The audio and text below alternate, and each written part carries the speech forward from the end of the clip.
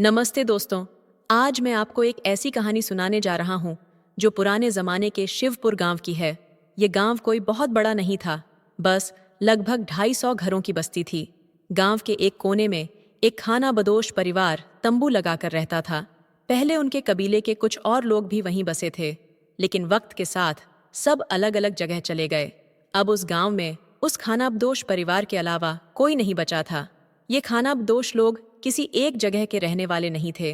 न उनका कोई पक्का घर था, न कोई निश्चित गांव। पढ़ाई लिखाई जैसी चीजों से वे कोसों दूर थे। वे खेतों में मजदूरी करके पेट पालते थे। उस परिवार में सुरैया नाम की एक महिला थी और उसका पति रघु था। पुराने समय में कुछ जातियों के नाम अलग अलग तरह से रखे जाते थे या मन्नतों से जुड़े होते थे। एक बार गांव में चोरी हुई और पुलिस ने शक के आधार पर रघु को पकड़ लिया। थाने में पुलिस ने उसे इतना पीटा कि उसकी मौत हो गई। सुरैया रोती रही, चिल्लाती रही, लेकिन किसी ने उसकी नहीं सुनी। रघु की लाश तक उसे नहीं दी गई। उसे लावारिस मानकर पुलिस ने अंतिम संस्कार कर दिया। अब सुरैया के पास न पैसा था, न कोई सहारा। पति की मौत के बाद वह अपने बेटे के साथ तंबू में रह रही थी। सुरैया करीब 35 साल की थी।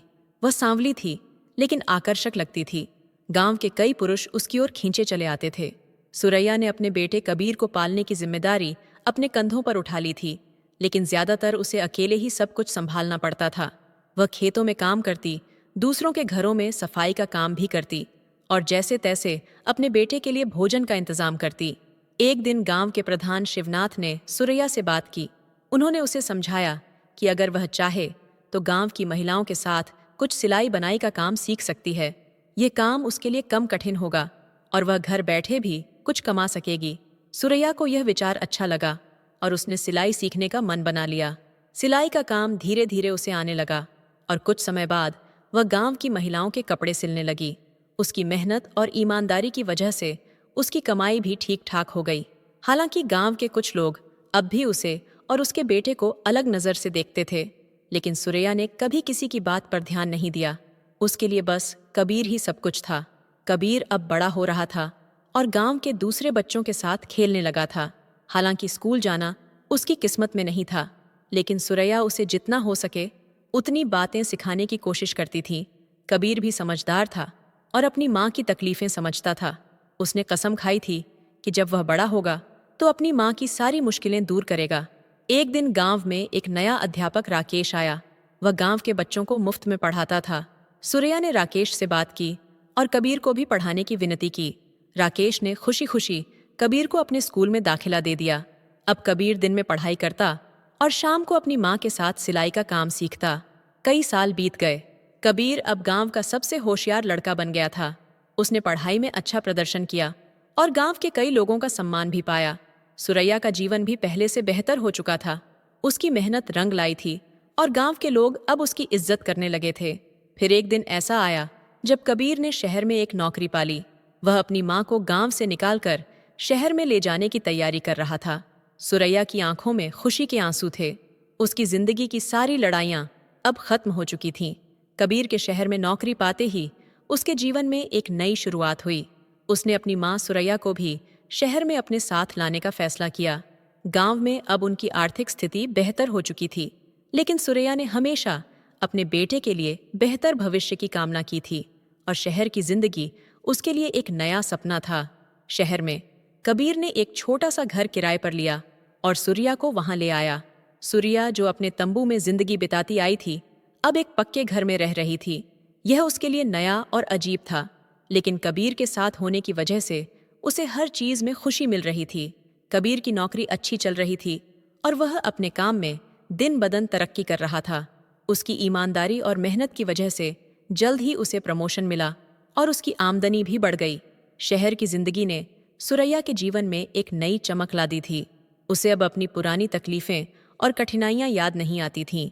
हालांकि कभी कभी उसे अपने गांव की याद आती थी, लेकिन उसने महसूस किया कि यह नई जिंदगी उसके और कबीर के लिए बेहतर है।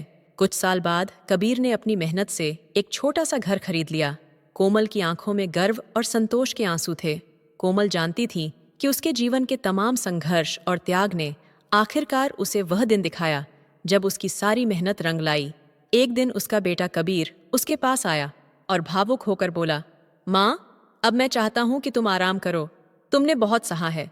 अब तुम्हारी जिंदगी की सारी परेशानियां खत्म हो चुकी हैं। मैं तुम्हें अब और कोई तकलीफ नहीं होने दूंगा। ये सुनकर कोमल की आंखों में आंसू आ गए। उसने कबीर को गले लगा लिया और कहा, बेटा, मेरी सारी खुशियां हमेशा से तुम्हारे साथ थीं। तुमने जो कुछ भी किया है वह मेरे लिए सबसे बड़ी खुशी है। कबीर की शादी शहर की एक शिक्षिका प्रिया से हो गई, जो एक सुलझे हुए और संस्कारी परिवार से थी। प्रिया ने न सिर्फ घर को खूबसूरती से संभाला, बल्कि कोमल का भी खास ख्याल रखा। दोनों के बीच एक गहरा और स्नेह भरा रिश्ता बन गया। कोमल अब निश्चिंत थी कि कबीर का भविष्य सुरक्षित हाथों में है।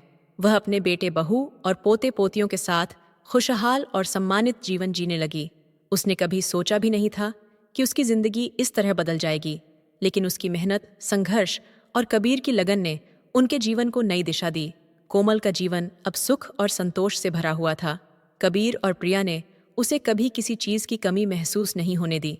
वह हर दिन भगवान का शुक्रिया अदा करती थी कि उसका बेटा इतना समझदार और आदर्श निकला। समय बीतने के साथ कबीर और प्रिया के घर एक बेटे का जन्म हुआ। उस दिन कोमल की खुशी का ठिकाना नहीं था। उसने अपने पोते का नाम आरव रखा और उसके साथ अपनी बुढ़ापे की जिंदगी बिताने लगी। आरव के साथ खेलते हुए, उसे कहानियां सुनाते हुए और अपने संघर्षों की बातें बताते हुए कोमल को जैसे एक नई जिंदगी मिल गई थी। आरव अपनी दादी से बेहद जुड़ा हुआ था।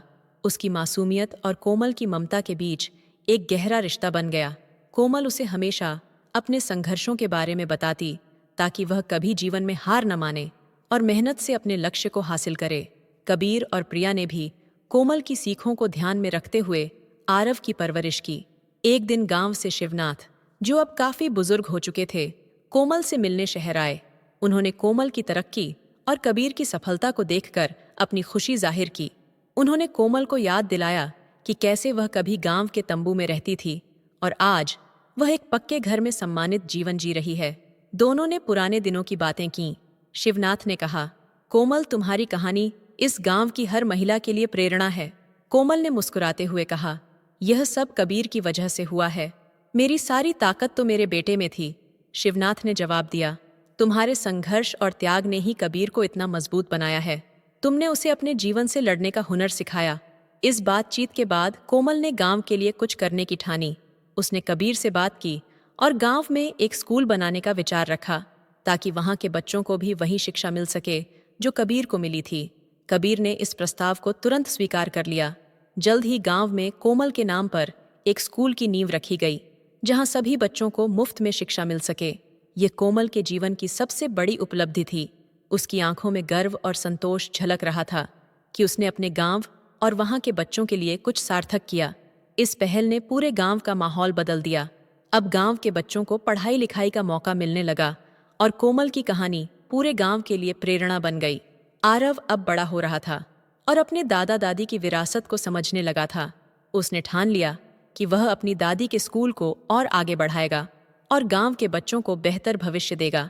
कोमल अब निश्चिंत थी कि उसका संघर्ष एक अच्छे भविष्य की नींव बन चुका है और उसका परिवार उसकी विरासत को आगे ले जाने वाला है। इस तरह कोमल और उसके परिवार की कहानी ने यह साबित कर दिया कि मेहनत, संघर्ष और सही